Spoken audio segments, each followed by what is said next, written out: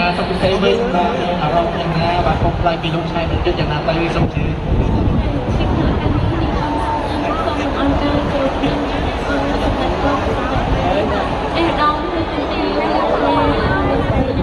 làm bạn đã này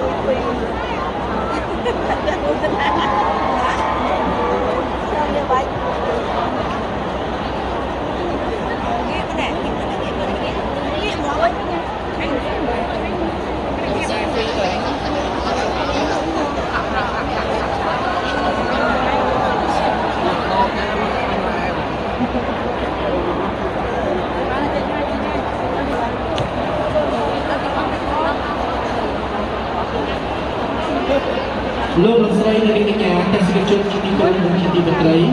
đặc biệt ở các cái nhà của mọi người là cái này yang luôn dự nhóm số khác sinh ra ta sẽ chụp số anh nhà tôi chụp biết chụp hà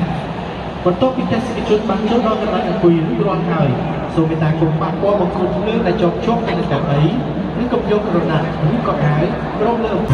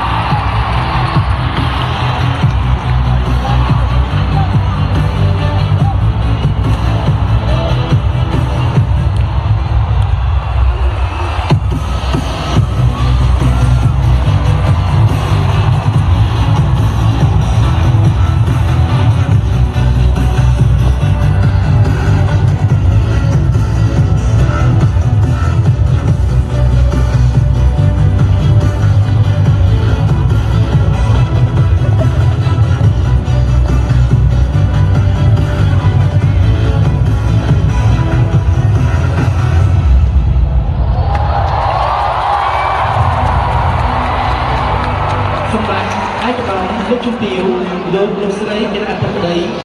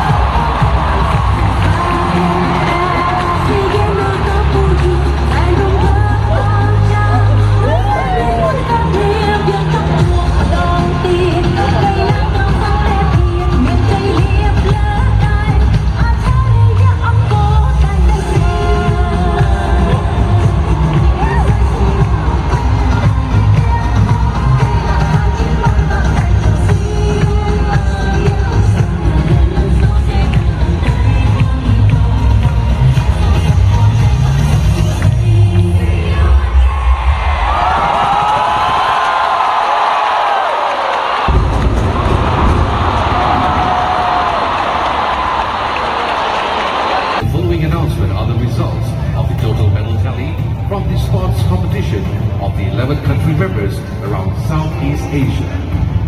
ប្រទេសវៀតណាមដណ្ដើមបានមេដាយសរុប355ក្នុងនោះមេដាយមាស136ប្រាក់105និងសំរឹទ្ធ114 Vietnam total medals 355 with 136 gold, 105 silver, and 114 bronze. ព្រះរាជាណាចក្រថៃដណ្ដើមបានមេដាយសរុបចំនួន312ក្នុងនោះមេដាយមាស108ប្រាក់96និងសំរឹទ្ធ108 157ក្នុងនោះមេដាយមាស51ប្រាក់42និងសំរឹទ្ធ64 Singapore total medals 157 with 51 gold, 42 silver, and 64 bronze. ប្រទេសម៉ាឡេស៊ីដណ្ដើមបានមេដាយសរុបចំនួន176ក្នុងនោះមេដាយមាស34ប្រាក់45និងសំរឹទ្ធ97 Malaysia total medals 176, 34 gold, 45 silver, and 97 bronze. ប្រទេសមីយ៉ាន់ម៉ាដណ្ដើមបានមេដាយសរុបចំនួន114ក្នុងនោះមេដាយមាស21ប្រាក់25និងសំរឹទ្ធ64 Myanmar total medals 114 with 21 gold, 25 silver, and 68 bronze. ប្រទេសឡាវដណ្ដើមបានមេដាយសរុបចំនួន88ក្នុងនោះមេដាយមាស6ប្រាក់22និងសំរឹទ្ធ60 Laos total medals 88 with 6 gold, 22 silver, 60 bronze. ប្រទេសប្រ៊ុយណេដណ្ដើមបានមេដាយសរុបចំនួន9ក្នុងនោះមេដាយមាស2ប្រាក់1សំរឹទ្ធ6 Brunei Darussalam total medals 9 with 2 gold, 1 silver, 6 bronze. តែប្រទេសទីម៉ូខាងកើតដណ្ដើមបានមេដាយសរុបចំនួន8ក្នុងនោះសំរឹទ្ធទាំង8 Timor Leste total medals 8 bronze. ទាំងអធិបតីភ្ញៀវជួយជាទីគោរពនិងជាទីមេត្រីពិធីដង្ហែក្បួនអត្តពលិកឆ្នាំនៃព្រឹត្តិការណ៍កីឡាអាស៊ីអាគ្នេយ៍លើកទី32ឆ្នាំ2023តាមប្រភេទកីឡានីមួយៗសុទ្ធសឹងជាកីឡាករកីឡាការិនីដែលដណ្ដើមបានមេដាយហើយបានបង្ហាញនូវមោទនភាពជូនជាតិជាពិភពរបស់ខ្លួនទាំងភាពសប្បាយរីករាយក្នុងការជួបជុំមិត្តភ័ក្តិជាអត្តពលិកឆ្នាំចែករំលែកនូវបទពិសោធន៍ប្រទេសពីគ្នាទៅវិញទៅមកប្រកបដោយមិត្តភាពនិងសន្តិភាពយ៉ាងជ្រាលជ្រៅកីឡាមកក្នុងសន្តិភាព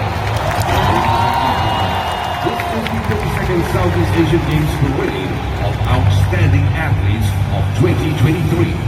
The athletes in each sport are all those who have won medals for their respective countries and have shown value, pride, and joy in their accomplishment.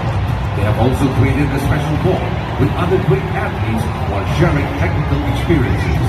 These qualities indicate sportsmanship, friendship, and solidarity. Sports live in peace.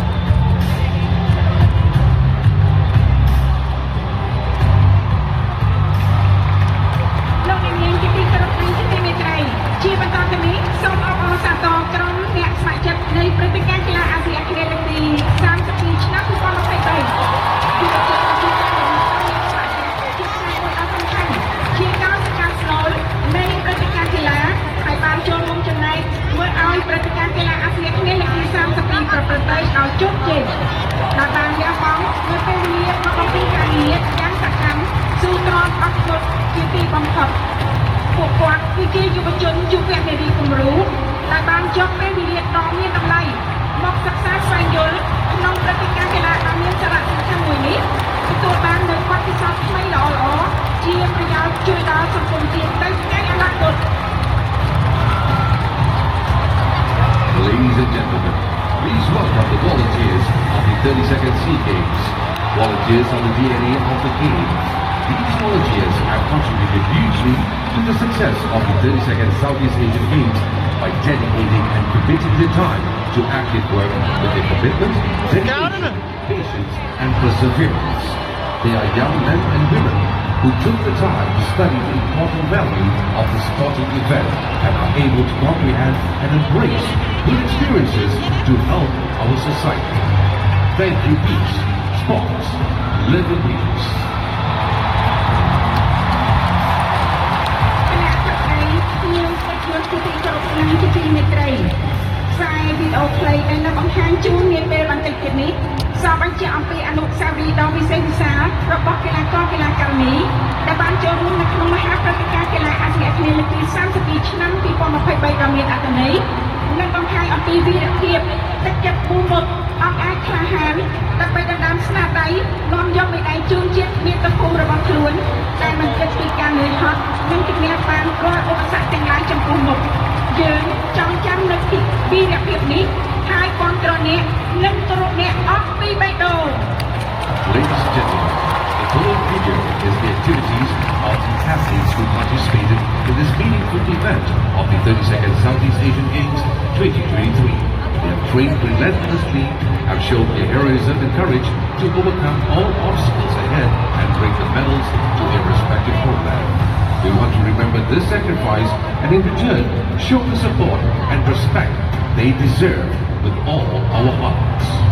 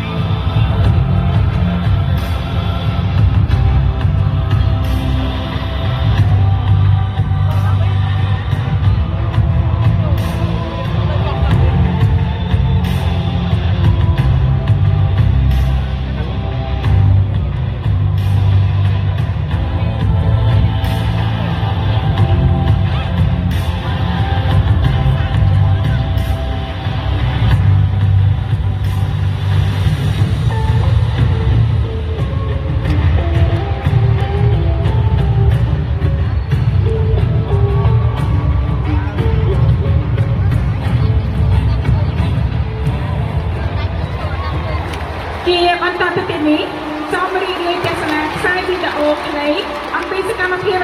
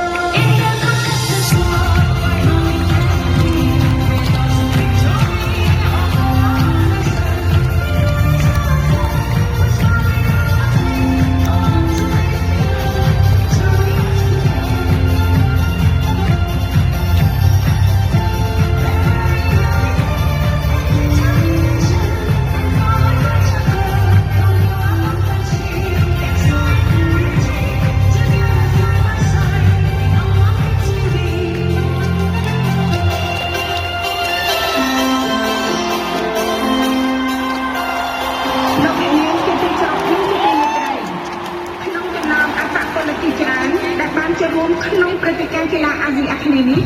កីឡាករនីកម្ពុជាប៊ូសំណាង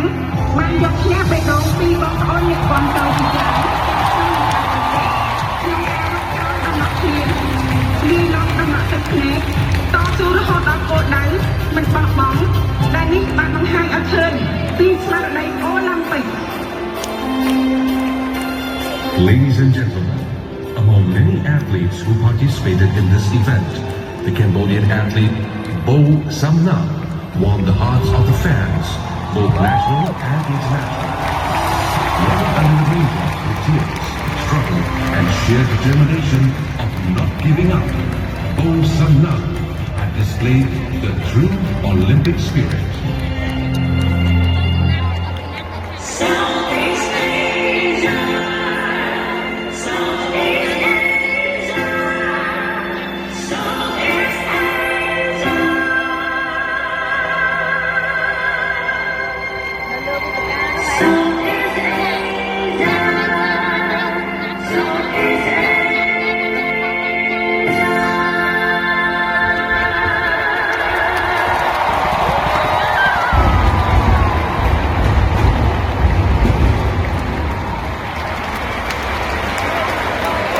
សម្ដេចអាយដាមលោកជំទាវលោកលោកស្រីគណៈអធិបតីភ្ញៀវកិត្តិយសជាតិនិងអន្តរជាតិជាទីគោរពនិងជាទីមេត្រី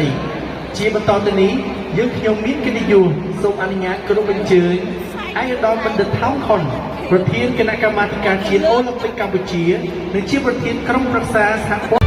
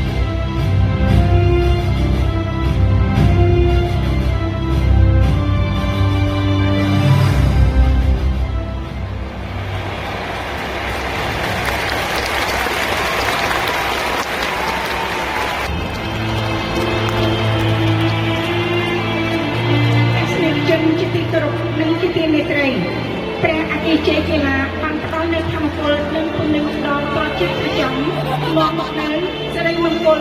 នៃរំភើបមានញ័របែកពេលប្រទេសនិងពិភពលោកមានពេលចាប់ផ្ដើមក៏ត្រូវមានពេលបញ្ចប់ការបានធ្វើជាម្ចាស់ផ្ទះលើកដំបូងក្នុងរយៈពេល64ឆ្នាំនៃព្រឹត្តិការណ៍កីឡាស៊ីហ្គេមបានបន្សល់ទុកនូវស្នាមញញឹមនិងមរតកដ៏ថ្លៃថ្លាសូមកាន់ដៃគ្នាអោបគ្នាដោយក្តីស្រឡាញ់ដល់ស្នាមញញឹមអត់គ្នាដោយក្តីនឹករលឹកខ្មែរធ្វើបានយើងមានមោទនភាពជាតិខ្មែរសូមអរគុណលោកនាងទីមេត្រីសូមបង្ហាញចាក់ហុកទៅរកការផលិតភ្លើងមុខព្រះអភិជ័យកីឡាទាំងអស់គ្នា In a breathtaking culmination of Atlantic powers unity, the time has come for the symbolic 30-second SEA Games flame to be extinguished. The flames never truly extinguishes, it lives on as an eternal symbol of hope, unity, and unbreakable bond that transcends borders. This historical 30-second SEA Games, where the people of the Kingdom of Cambodia waited for 64 years, will remain in our hearts, and memories created will last for eternity. Ladies and gentlemen, may we have your undivided attention to the flames of the 32nd SEA Games 2023. អូខេចាំបានតែមើលអូនខ្វាញ់ឲ្យអូខេអត់ដល់ហើយទៅណាបានអូ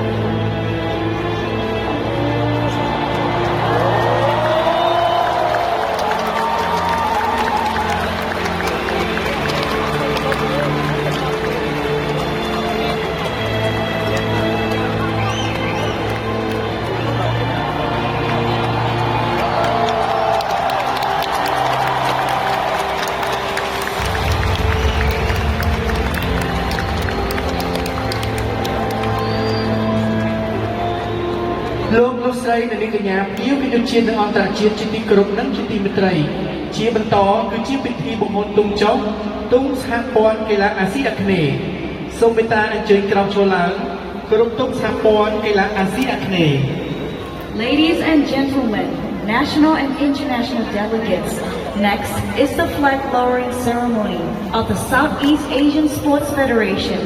Please rise for the anthem of the Southeast Asian Games Federation flag. Thank you.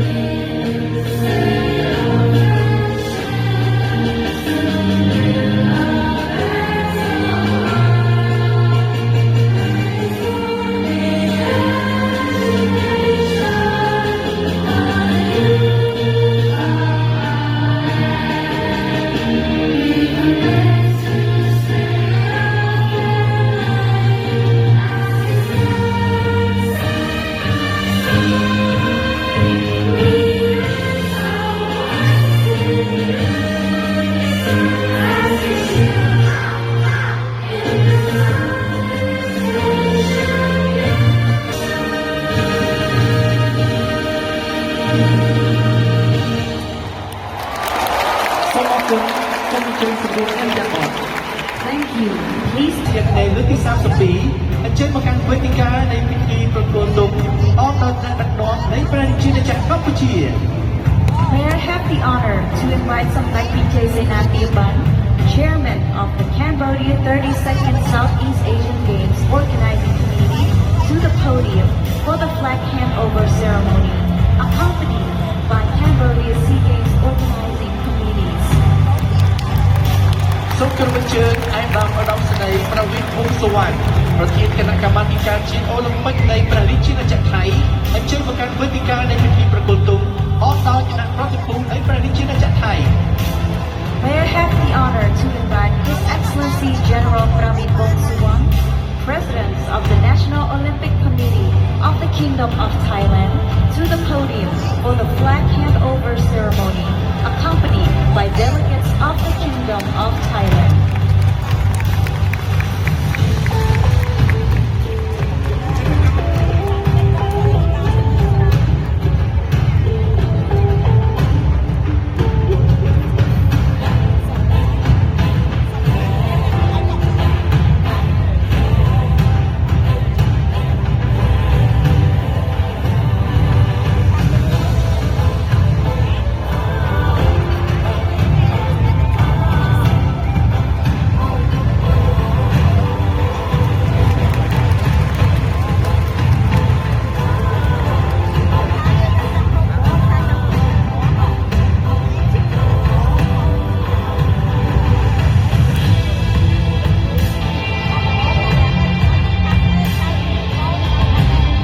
ព្រះរាជាណាចក្រថៃ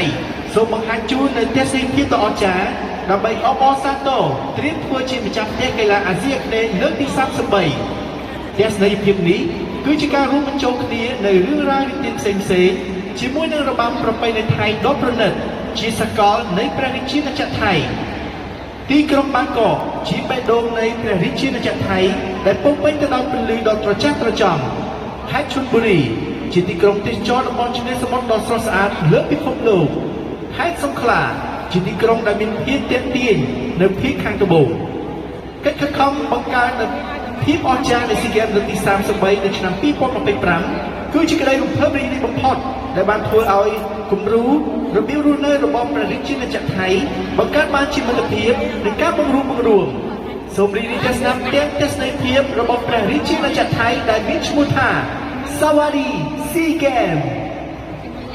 Your Excellencies, distinguished guests, ladies and gentlemen, the national flag of Thailand is now proudly waving amidst the crowd of delegates, showcasing the country.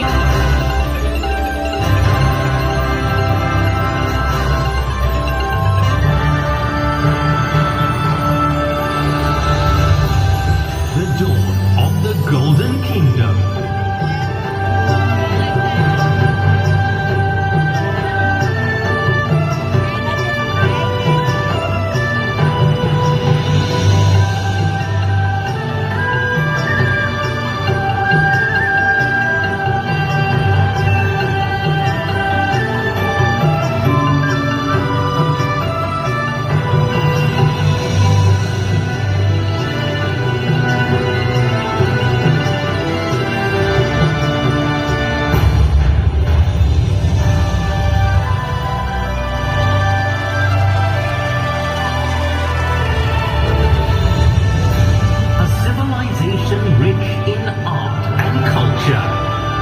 With a prosperous way of life and abundance of nature.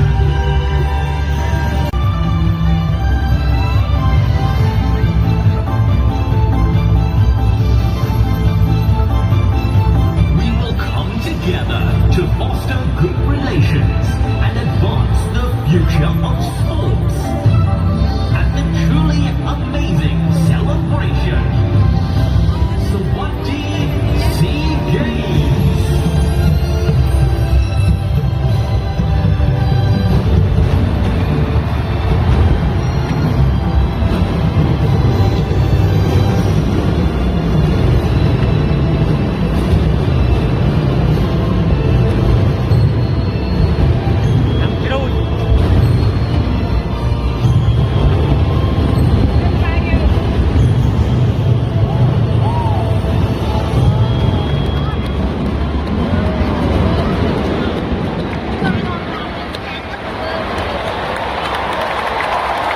សម្ដេចឯកឧត្តមលោកជំទាវលោកស្រីគណៈបតីភ្ញៀវគយុជាតិទាំងអន្តរជាតិជាទីគោរពនិងជាទីមេត្រី